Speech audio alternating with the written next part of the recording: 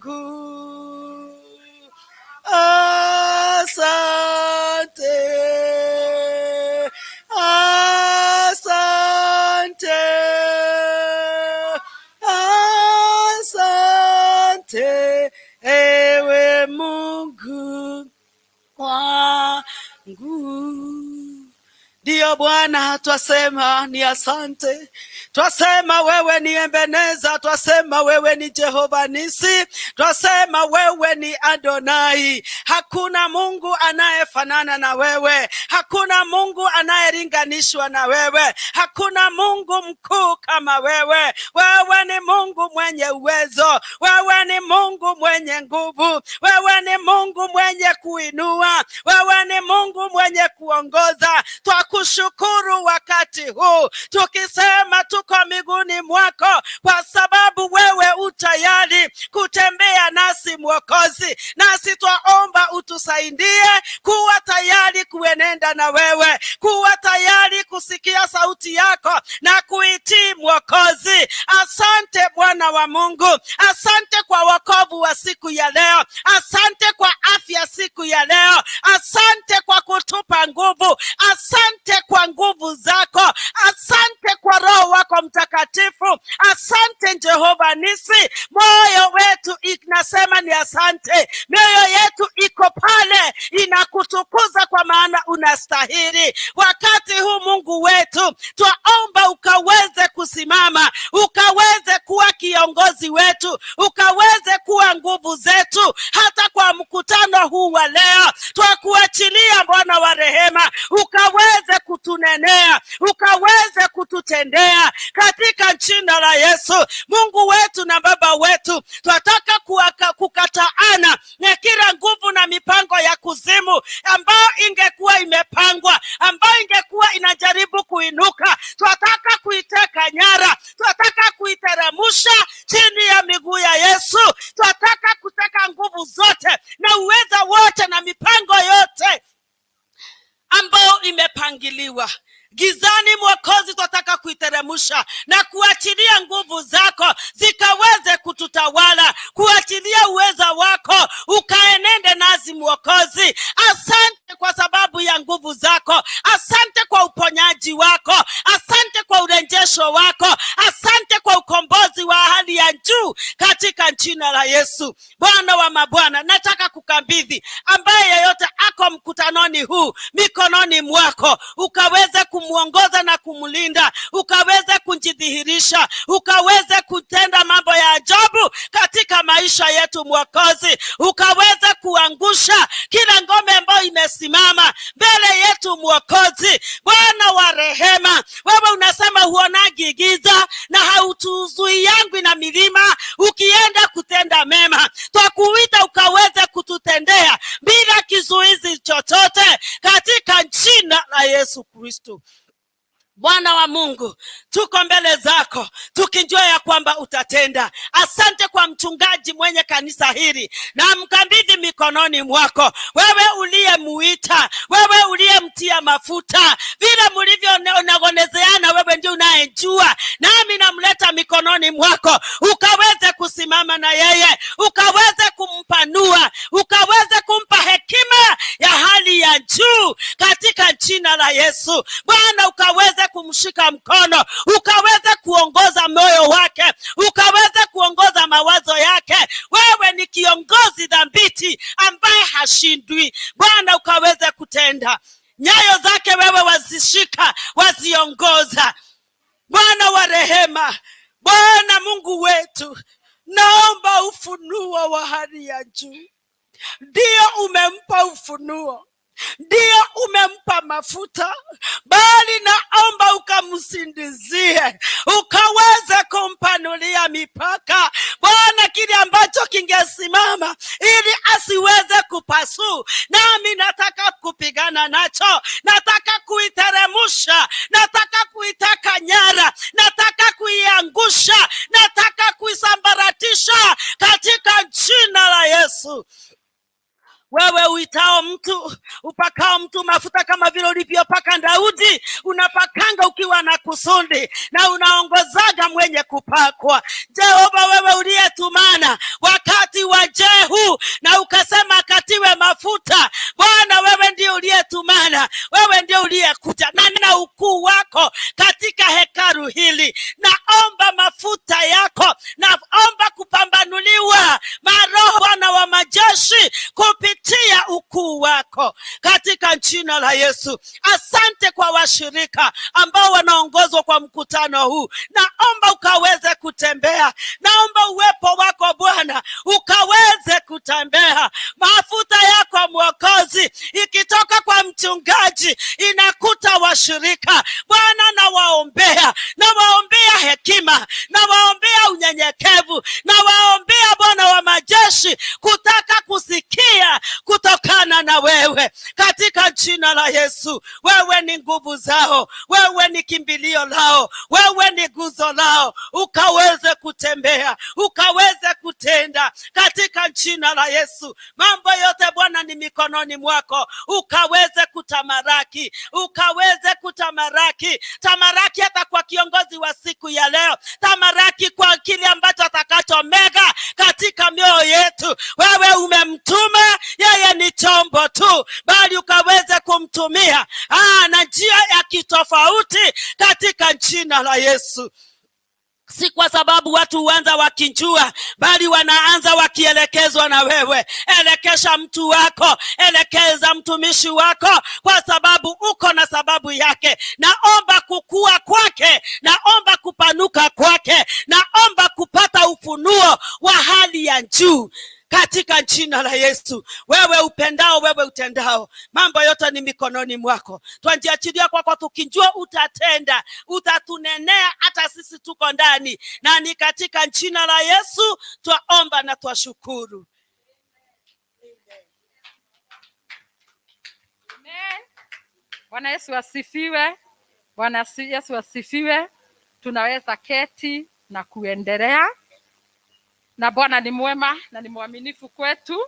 Kwa majina yangu naitwa Catherine Wajiro, na zaidi ya yote Yesu Kristo ni Bwana na Mwokozi wa maisha yangu. Bwana ni mwema na amekuwa mwaminifu katika maisha yangu, na nimeona mkono wake. Kanisa mahali hapa ni CFC.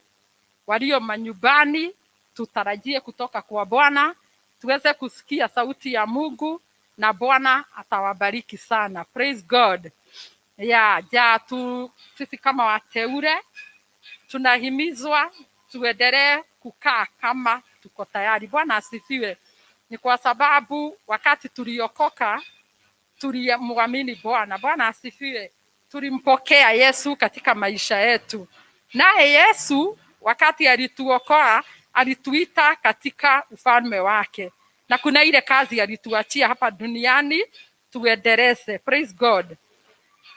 Sasa ndio tukue tayari, ndio tuweze kufikia watu wengi. Mtu anaweza uliza swali hapo, unaweza fikia mtu ukiwa wapi? Sio lazima uchukue mic kama hii, usimame kwa barabara ndio ufikie watu. Praise God. Unaambiwa tukuage tayari kila wakati. Bwana asifiwe. Ni kwa sababu Bwana anataka tumfanyie kazi mahali tuko. Praise God. Mahali unafanyia kazi, kuna watu wengine hawajajuana na Bwana. Mkifanya kazi, munaongea, unahimiza huyo mtu, unaendelea na kumpasha maneno ya Bwana, unamuelekeza kwa njia za Bwana. Praise God.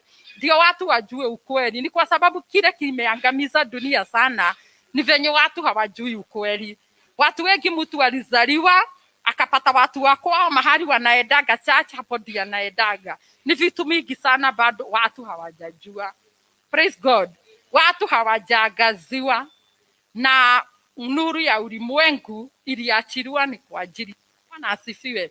Tunafaa tuangazie ulimwengu kila mahali. Hata kama unafanya kazi mahali kwa soko, mkiuza, saa ile mnangojea customer wakuje, wacheni kuongea maneno ambao haina manufaa kwenu. Share na huyo mtu. Tengeneza platform mahali unafanyia kazi. Bwana asifiwe. Kama jana usiku mahali nafanyiaga kazi nilipatwa na mlevi.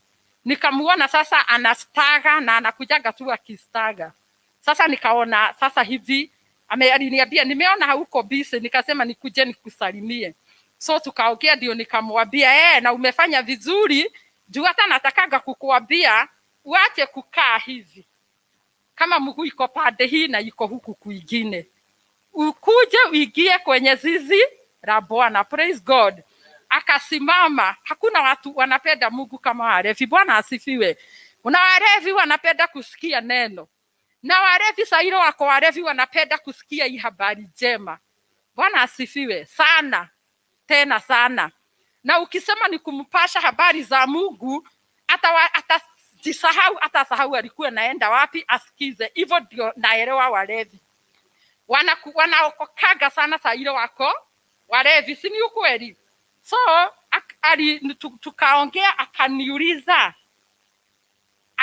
akitaka kuniaga anaenda, akaniuliza, na wewe unaendaga kanisa wapi?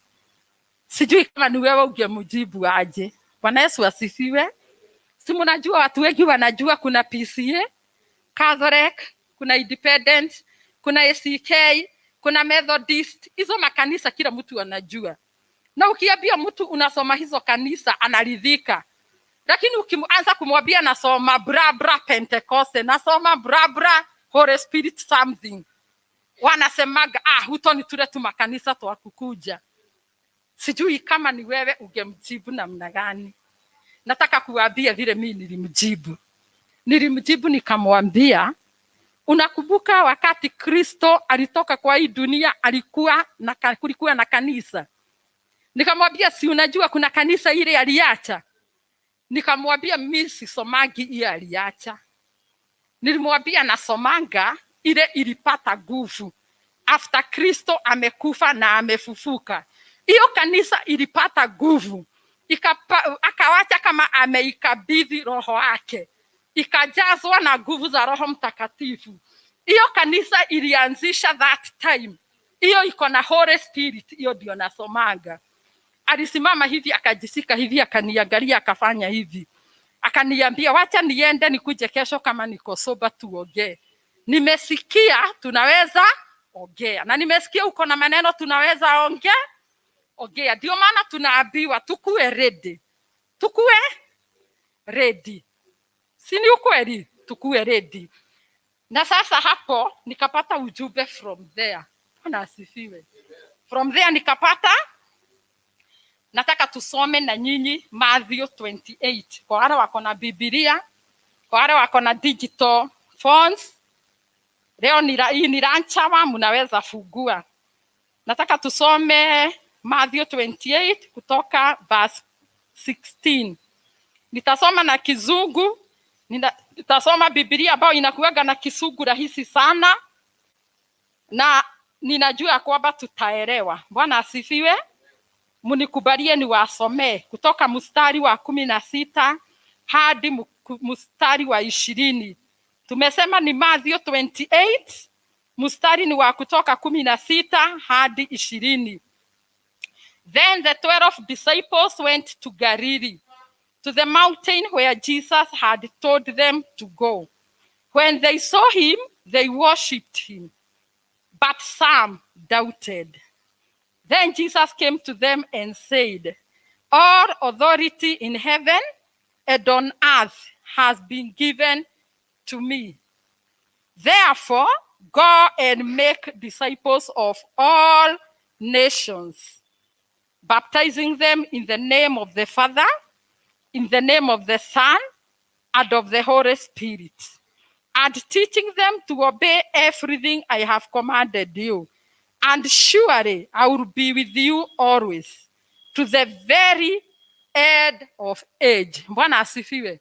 Hapo ndio kanisa lilizaliwa. Kanisa la Kipentekoste lilitoka hapo. Praise God.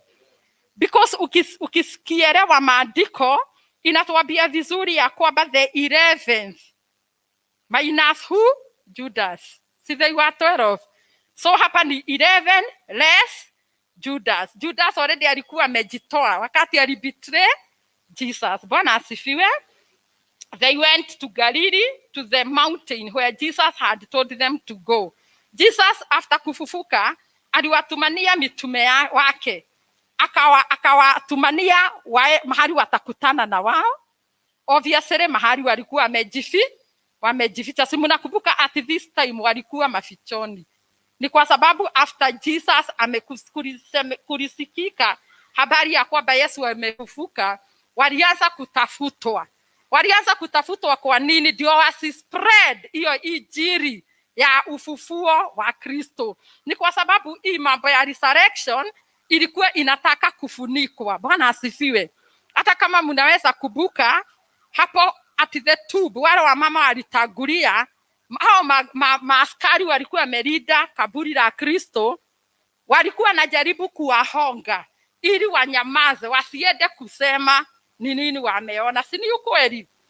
Kwa hivyo hawa watu walikuwa mafichoni, lakini siku hii wakapatana na Kristo, na wakati walimuona wakamwabudu. Bwana asifiwe. Na Biblia inasema na wengine tu kati ya hao 11 wakadoubt. Bwana asifiwe. Wakadoubt kweli ni yeye, kweli imefanyika, kweli ni ukweli ama ni uongo. Bwana asifiwe. Na hivyo ndio tunakuanga hata sisi tuko hapo tunahubiri Kristo na bado tuna mambo tuna doubt. Bwana asifiwe. Na hapo Mungu atusaidie sana, because hata mimi siwezi justify, najipataga saa ingine una doubt mtu ni mtu tu, not unless Roho wa Mungu atusaidie sana. Bwana asifiwe.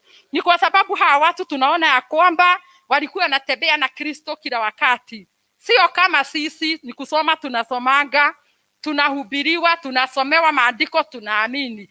Hawa watu ndio walikuja kuandika the Bible, the gospel, the 4 books of the New Testament ni wao waliandika, na akaandika zingine na zingine including Revelation na vitabu zingine. Bwana asifiwe. Na hizo ndio tunasomaga na tunaelewa na tunajua vile kulikuwa. Bwana asifiwe. Lakini wao walikuwa nakaa na Kristo kila wakati, kila dakika. Bwana asifiwe. Na even after amefufuka bado walikuwa wana doubt wengine. Bwana asifiwe. Maandiko inasema then Jesus came to them and said. Bwana asifiwe. Kuna tangazo Yesu aliwatangazia hiyo siku. Na hapo ndio kanisa ilisaliwa. Hebu sikiza hii. All authority in heaven and on earth has been given to me. Bwana asifiwe. Yesu akawatangazia akawaambia, yes, nimefufuka na sijakuja mkono bure. Nimekuja kama nimekabidhiwa mamlaka yote mbinguni na duniani yote. Bwana asifiwe. Praise God. Na akarudi akawaamurisha, mwenende katika ulimwengu wote. Bwana asifiwe.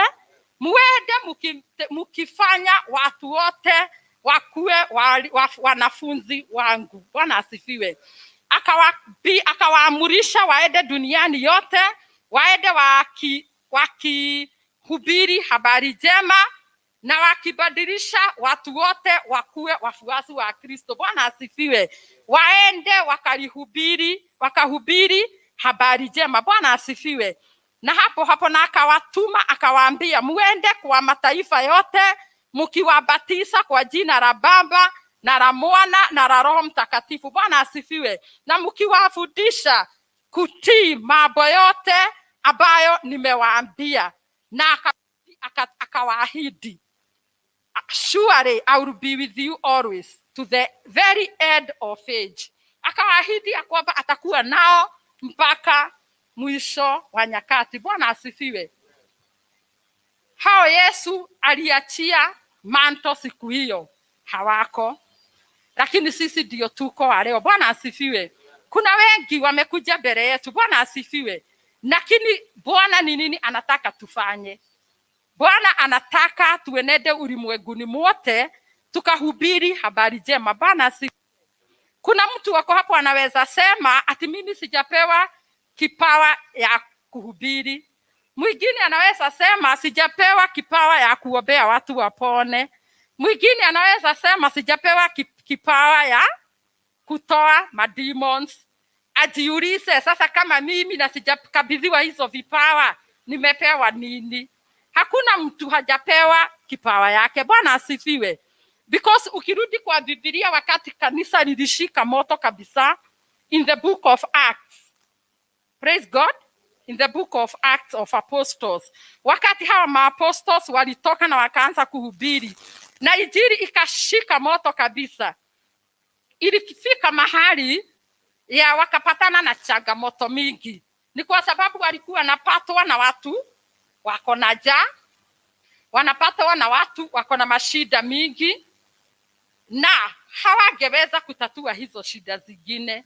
Lakini wale walikuwa wanakuja na shida za magonjwa, walikuwa na wawekelea mikono na wanapona. Wale walikuwa wanakuja kama wamepagawa, walikuwa na waombea na wanatoa mapepo, na watu wa Mungu wanakuwa uhuru. Praise God. Ukisoma ukielewa maandiko vizuri, inasemanga kuna wengine Mungu aliinua wakuja wa support kazi yake. Mtu kama Barnabas, Bwana asifiwe, ambaye Biblia inamuita encourager. Bwana asifiwe. Alitia kanisa la nguvu sana kupitia kutoa kwake. Maandiko inasema hata aliuza vitu vyake vyote, akauza mashamba yake, kila kitu, na akalete hizo pesa zote kwa nyumba ya Mungu, ili watumishi wa Mungu wakipatwa na watu wako na njaa, watu wako na mashida, wanapata kitu ya kuwapatia. Si ni ukweli? Hata wa leo kanisa inapatagwa na hizo changamoto, na we uko hapo na unasema huwezi hubiri, unasema huwezi hata kuomba, huwezi kosa kitu kwa nyumba ya Bwana, huwezi kosa kitu. Labda Mungu amekuweka hapo ili ukuwe encouragement kwa watumishi wake. Mungu labda amekuweka hapo na amekubariki, amekupatia mali mingi. Labda Bwana anataka uwe wewe ni wa kusupport injili. Kwa hivyo neno ni hili ya kwamba tuinuke zote tusupport kazi ya Bwana. Mungu wetu atukuzwe. Tuinuke zote tusupport kazi ya Bwana, ndio hii kazi ikuwe rahisi. Bwana asifiwe. Ndio kazi ya Bwana ikuwe rahisi, ndio nao wale wameitwa waweze kuendeleza hii injili ikuwe rahisi kwao. Praise God. Ikuwe rahisi kwao, wakuwe na kitu ya kusupport kazi ya Mungu. Inakuwega vigumu sana saa ile unahubiri na iko hivyo. Hiyo ndio Mungu alikuwa anataka kazi yake ikuwe. Munaprichia watu na wengine wanakuja na mahitaji yao. Hata wakati Kristo alikuwa anaeneza injili ilikuwa inafanyika hivyo, na ndio sababu alikuwa anafuatwa na umati mkubwa. Ni kwa sababu angehubiri watu waanze kusema wako na njaa. Sasa Kristo yeye mwenyewe alikuwa na perform miracles na watu wa Mungu wanakula. Lakini sasa unaona watumishi wa Mungu lazima wakuwe na support ndio waweze kusimamisha kanisa. Bwana asifiwe. Kwa hivyo tusichoke. Saa ile mtumishi wa Mungu ako kwa kanisa unahubiri, ukimaliza kuhubiri umechoka, unaona watu wanakukujia. Praise God. Unaanza kusikia kuchoka, na wengine wako hapa hawasapoti kazi ya Mungu. Kwa hivyo ombi langu ni ya kwamba zote tuinuke na tujue kwamba tumeitiwa hii kazi zote. Tujue hii kazi si ya mapastors, tujue hii kazi si ya maevangelists, tujue hii kazi si ya prophets peke yao. Tujue hata sisi tuinuke tumtumikie Mungu kwa kulingana na ule uwezo Bwana ametupatia. Bwana asifiwe. Ukiangalia kama taifa letu kutoka kama wakati dunia ilihitiwa na corona, kumekuwa na mambo mingi sana. Kuna watoto mayatima wako kwa children's home, na wale hao watu wanakaa na hao watoto ni kujitoa, amejitoa. Si ni ukweli? Na hao watu ni watumishi wa Mungu. Unajipata mtu wako hapo na chukua children's home, ako na watoto wengi na hana kitu ya kupatia hao watoto. Venye wewe unapatana na changamoto huku nje, pia huyo mtu pia yeye anakutana na hizo changamoto. Hebu imagine wewe unapata changamoto na watoto wako wawili ama watatu. Na je hawa watu na wako na watoto wengi, wengine hata na wako na watoto hundreds, watoto wanasoma, watoto wanafaa, hawa watoto wanahitaji marazi, wanahitaji chakula, wanahitaji basic needs. Bwana asifiwe. So tuinuke mahali popote tuliko, tufanyie Mungu kazi. Tufanye hii kazi ya Bwana ikuwe rahisi. Bwana asifiwe. Tuache kuachilia watumishi wa Mungu wapate pressure. Bwana asifiwe. Kwa sababu Mungu wakati alitukabidhi kazi alikuwa anajua tutaweza. Na ni kwa sababu hata kile tuko nacho, hata kama ni kidogo, ni ametupatia. Na anasemaga kwamba chochote tuko nazo ni zake. That is why wakati tutatoka kwa ulimwengu hakuna kitu tutabeba. Ni Mungu alipanga haya, hakuna kitu tutabeba. Ama kuna mtu anaendaga na kitu? Hakuna mtu anaendaga na kitu. So tuinuke, tufanyie Mungu kazi. Bwana asifiwe. Tukiangalia kanisa la kale walifanya kazi mingi, wakafanya exploits. Bwana asifiwe. Ukiingia kwa maandiko in the book of kwa Ibrania 10:24 tunahimizwa ya kwamba tupendane na tufanye matendo mazuri. Bwana asifiwe. Ushindi mwingi ulipatikana ni kwa sababu walikuwa na upendo na walikuwa nafanya kazi njema. Bwana asifiwe. Ukirudi kwenye kitabu ya Galatians chapter 6 verse 2, Biblia inatuhimiza ya kwamba we bear one another's burdens, tubebeane mizigo. Kanisa tusichoke na kubebeana mzigo. Si ni ukweli? Tusichoke hata kidogo. Tuendelee na kubebeana mzigo. Mwenzako akikukujia, msikize, msaidie vile utaweza, muhimizane, tuendelee na safari. Bwana asifiwe. Ni kwa sababu vile kanisa la kwanza lilikuwa napatana na changamoto, hata sisi hatutapatana nazo. Tutapatana nazo. Hii ni kazi ya Mungu. Bwana asifiwe. Haya, ukiendelea ukisoma kwenye maandiko in the book of Romans 15 verse 7 inatuambia kwamba we receive one another.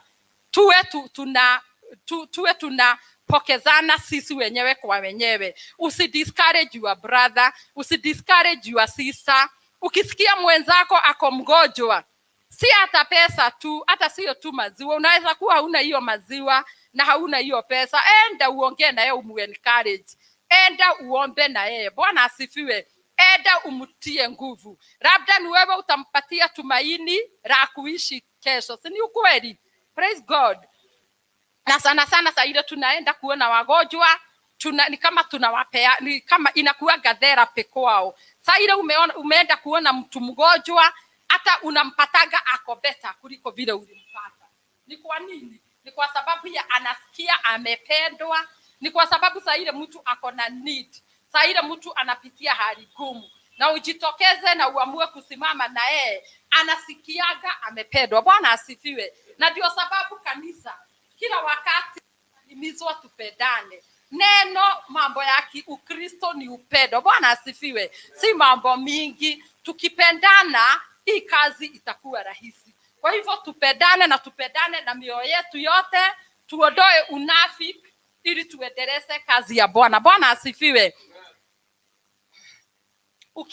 Hapo ndio nilikuwa naongea. Ukisoma in the book of Acts chapter 4 verse 36 to 37 utapata vile Barnabas alipeana ili kazi ya Bwana iendelee. Bwana asifiwe. Kwa hivyo tujitoe kwa mioyo yetu yote. Bwana asifiwe. Amen. Na hii mambo ya the Great Commission, it is all about making disciples of all the nations. Bwana asifiwe. Kwa hivyo tuenende, tuinuke, tuache kusema tujaitwa, tuache kuona kama kazi tu ni ya wachungaji, tuache kuona kama hii kazi tu ni ya maevangelist. Bwana asifiwe. Ndio sababu siku hizi unaendaga watu wamezoea maevangelist. Sijui kwa nini. Unapataga evangelist anahubiri peke yake. Unaweza pata hata kuna wengine watu walichoka, sijui kwa nini. Watu walichoka. Unaona huyo mtu unamwangalia, unamuona ameparara, unashindwa anakuambia nini. Sisi ndio tumefail. Sisi ndio tunafail mpaka hawa evangelists. Kama tungekuwa tuna support kazi ya Mungu, hawangekuwa wameparara. Si ni ukweli? Kwa hivyo tupendane, tusupport kazi ya Mungu kwa njia yote ile, tusapotiane sisi wenyewe kwa wenyewe, tupendane, tuendeleze kazi ya Mungu. Na Bwana awabariki sana, na wapende sana, na Mungu awatie nguvu, tuendelee na kusimama na kazi ya Mungu. Hata hapa kwa kanisa la CFC tuendelee na kuencourage mtumishi wa Mungu, tuendelee na kusimama na kazi ya Mungu. Bwana asifiwe. Tuendelee na kutiana nguvu. Bwana asifiwe. Na Mungu ni mwema na Mungu ni mwaminifu. Mimi kuna kitu moja nasemaga, hakuna mtu anajiweza. Si ni ukweli? Wait a minute. Ugojeke siku moja, siku mbili, siku tatu. That time ndio utajua hauna nguvu na hauna uwezo. Bwana asifiwe. Unatamanigi tu mtu akuje akuone, hata asikuletee kitu. Akuje tu uone uko hapo, anakuambia dada utaweza. Bwana asifiwe. Dada utaponya. Utapona. Hata ukishinda hapo ukijiencourage wewe mwenyewe, ukisoma neno na ukiomba, unahitaji mtu. Hiyo ndio wakati unahitajigi mtu mwingine hapo ni kwa ajili yako. Bwana asifiwe. Kwa hivyo naweza wa encourage tu kabisa, tuendelee na kufanya hii kazi ya Mungu, tufanye kazi mahali popote tulivyo, because kazi iko na kazi imejaa, haiko tu kwa kanisani, iko kila mahali. Praise God. So wacheni tuombe. Mungu wetu wa utukufu, tunakuinua, tunakushukuru adhuhuri ya leo. Jehova Mungu wetu wa mbinguni, tunasema ni asanti.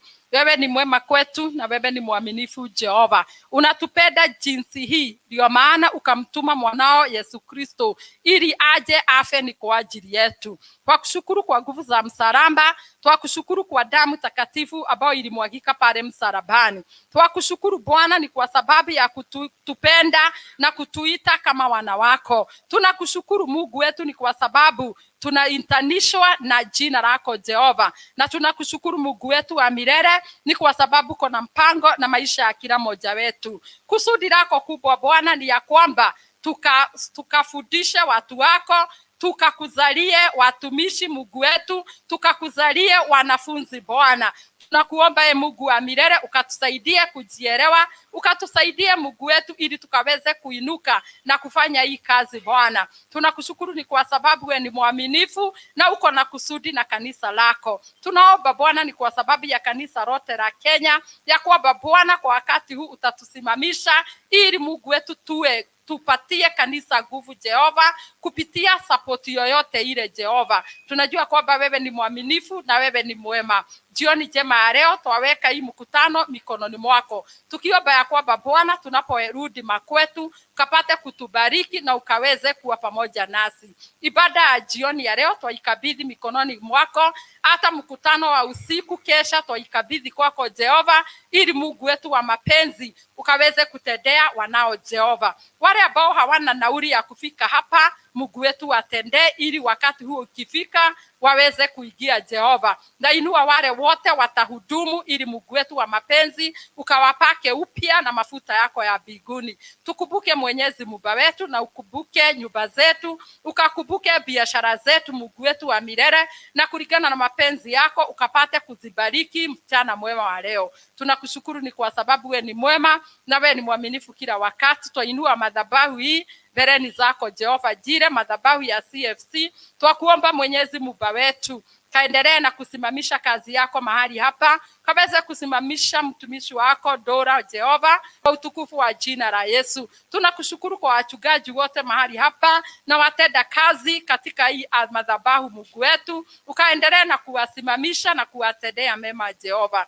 Tunakushukuru Bwana ni kwa sababu wewe ni mwaminifu na wewe ni wa haki na hakuna aliye kama wewe. Uinuliwe na utukuzwe Jehova Mungu wetu wa mbinguni. Mchana mwema wa leo tunataka kuomba ni kwa sababu ya ile sadaka watu wako watatoa mahali hapa. Jehova pata kubariki hiyo mifuko, bariki hiyo mikono, bariki kazi za mikono yao, kawafanikishe kwa njia zao zote.